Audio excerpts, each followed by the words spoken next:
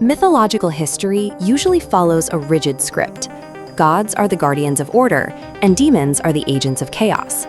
But the story of Emperor Mahabali breaks that rule entirely. At this moment in the cosmic timeline, the gods have been driven from their homes. Sitting on the throne of heaven is an Asura, a king from the lineage of demons.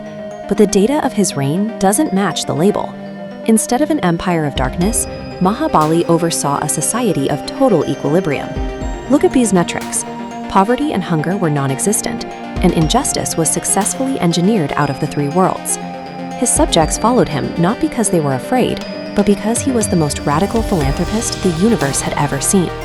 This creates a unique cosmic crisis. Mahabali isn't a villain to be defeated. He's an anomaly that challenges the moral hierarchy the universe is built on. To understand why a demon was ruling heaven, you have to look at how the gods lost it.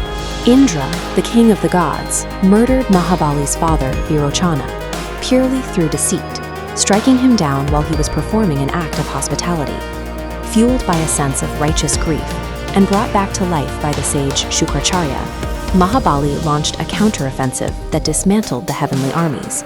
The defeated gods were left wandering the universe, stripped of their titles and their power, reduced to asking for divine intervention. This left Lord Vishnu with a dilemma. He was being asked to destroy a king whose only crime was establishing justice in a world previously ruled by corrupt gods. Within the realm of Vaikuntha, the mother of the gods, Aditi, begs Lord Vishnu to restore her children's inheritance. Vishnu realizes that a direct military strike is impossible. Because Mahabali's actions are so aligned with the laws of virtue, his very integrity acts as a shield that no weapon can penetrate. Instead of using force, Vishnu devises a plan to turn Mahabali's greatest asset, his reputation for never refusing a request, into a trap. He manifests as Vamana. As this stone relief shows, he doesn't appear as a warrior, but as a small, radiant Brahmin student, signaling harmlessness. To reclaim the universe, Vishnu would have to outmaneuver Mahabali's generosity rather than outfight his army.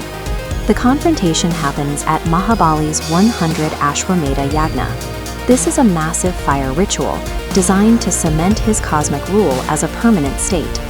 When the boy Vamana arrives, the king sees another chance to prove his charity. He offers Vamana anything he can name: gold, cities, or the keys to the empire itself.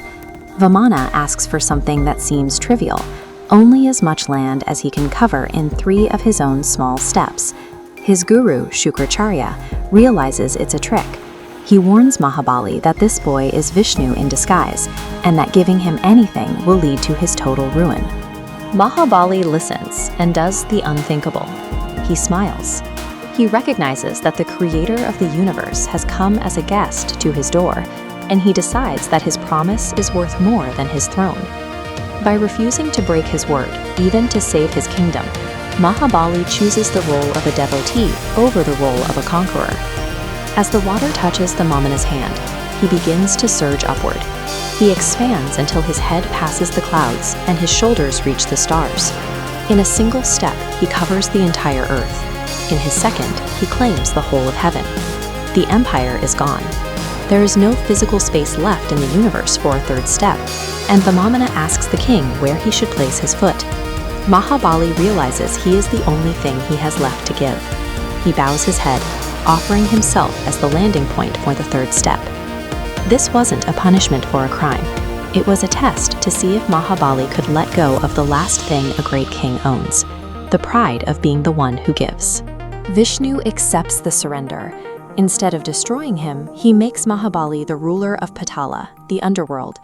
And as a sign of respect, Vishnu promises to leave heaven and stand as the permanent guard at Mahabali's palace gates. Mahabali asks for one favor. He wants to visit Earth once a year to verify that his people are still living in the prosperity he built for them. That annual visit is why Kerala celebrates Onam. Every home creates these intricate flower carpets, or pookalams, signaling that their society is still flourishing. You see that same unified effort in the snakeboat races. The festival is more than a tradition. It's a living demonstration of the equality Mahabali once established. Mahabali gave up a literal empire in a single day, but by letting go of his status, he earned a place in the cultural memory of millions, proving that the most durable legacy isn't built through conquest, but through the courage to surrender.